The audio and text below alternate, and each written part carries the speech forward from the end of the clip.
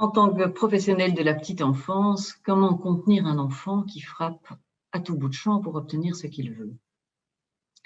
Au fond, c'est assez compliqué pour les professionnels aujourd'hui, je trouve, d'exercer leur fonction d'éducation. Se mêle aussi à la fonction d'élever un enfant. Moi, j'aime bien reprendre la racine des mots. Éduquer nous vient de ex ducere, donc conduire dehors. Je trouve que c'est intéressant de l'avoir en tête. Éduquer, c'est conduire un enfant dehors, c'est-à-dire en lien avec le monde, avec le social, avec les autres, pas juste rester dans le petit cocon papa-maman. Élever, c'est un peu différent puisque c'est faire monter, c'est faire aller vers le haut, c'est prendre de la hauteur, c'est grandir. Au fond, élever, c'est aussi prendre de la hauteur par rapport à la pulsion. Un enfant qui frappe à tout bout de champ pour avoir ce qu'il veut, ou un enfant qui prend directement l'objet de l'autre, c'est un enfant qui n'a pas encore pris beaucoup de hauteur finalement. Il est encore tout à fait pris dans sa pulsion et cette pulsion n'est même pas encore, on pourrait dire, devenue un désir. C'est encore quelque chose de presque corporel.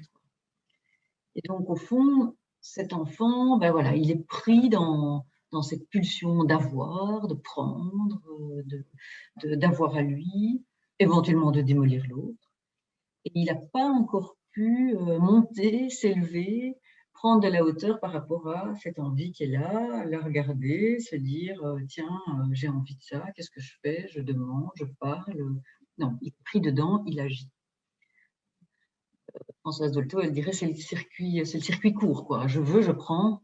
Le circuit long, c'est le passage par les mots. Je ne peux pas, c'est à l'autre, je demande, peut-être qu'il va me le donner, s'il ne me le donne pas, je me retiens de taper dessus. J'essaye par les mots de convaincre.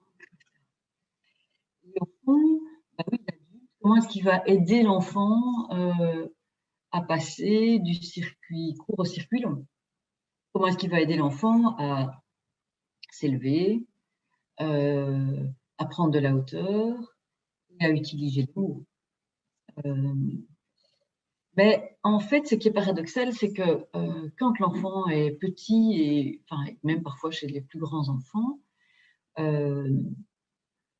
l'adulte va souvent être obligé de passer lui aussi par des actes. Pour un petit de 3-4 ans qui tape tout ce qu'il voit pour attraper ce qu'il veut, vous pouvez lui dire 100 000 fois ce n'est pas gentil, tu fais mal, il ne va pas être content, il va être déçu. C'est comme de l'eau sur un canard. C'est-à-dire que l'enfant, il a besoin de, pourquoi pas, de sentir aussi dans son corps. Si on ne s'adresse qu'à son psychisme ou à son esprit, lui, il reste dans quelque chose de corporel, surtout si c'est encore très pulsionnel.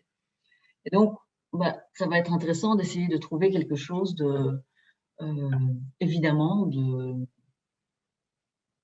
de cohérent pour l'équipe, pour l'intervenant, pour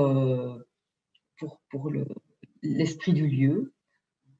Mais pourquoi pas, hein, si on prend un exemple, l'enfant qui chipe le dessert de son voisin et qui lui tape dessus quand le voisin veut le récupérer, dire à l'enfant, écoute, non, ça vraiment c'est interdit, on ne peut pas faire ça, toi non plus, il n'y a personne qui peut prendre ton dessert. Mais donc, bien sûr, ce dessert-là, tu ne l'as pas, mais aujourd'hui, le tien, tu ne l'as pas non plus, parce que c'est important que tu comprennes et que tu apprennes à te retenir quand tu as envie, comme ça, de manger 2 desserts. Donc voilà, par exemple, hein, j'invente chaque crèche, chaque école, chaque classe, chaque institut trouve son style. Mais ce que je voudrais souligner, c'est qu'on ne peut pas se passer d'actes, je pense. Alors, bien sûr, les actes doivent être accompagnés de mots, ils doivent être cohérents, ils ne peuvent pas être arbitraires, c'est-à-dire quelque chose qui tombe du ciel auquel on ne s'attend pas du tout. Donc, c'est intéressant de prévenir l'enfant, de lui dire aussi, la prochaine fois que tu fais ça, tu n'auras pas de dessert. On peut le prévenir une fois, on n'a pas besoin de prévenir l'enfant 10 fois, les enfants, ils comprennent très bien, mais c'est les actes qui leur permettent d'intégrer ce qu'on a dit. Et donc, par rapport à cette difficulté de limiter les actes des enfants, je pense que c'est quelque chose sur lequel il y a à travailler, parce qu'il me semble que tout ce qui tourne autour de la question des droits de l'enfant a mis un doute, je trouve, sur la légitimité de l'adulte à sanctionner et à cadrer l'enfant. Or, s'il n'y a pas de cadre pour l'enfant, il ne s'agit plus de droit de l'enfant si on lui enlève son cadre. Alors on est dans le droit de la pulsion finalement. Et ça, c'est dangereux parce que ça conduit à la barbarie. Donc, l'enfant a besoin de cadres et de limites, et ça passe par des actes pensés, intelligents et en accord avec l'esprit de la personne et de l'équipe.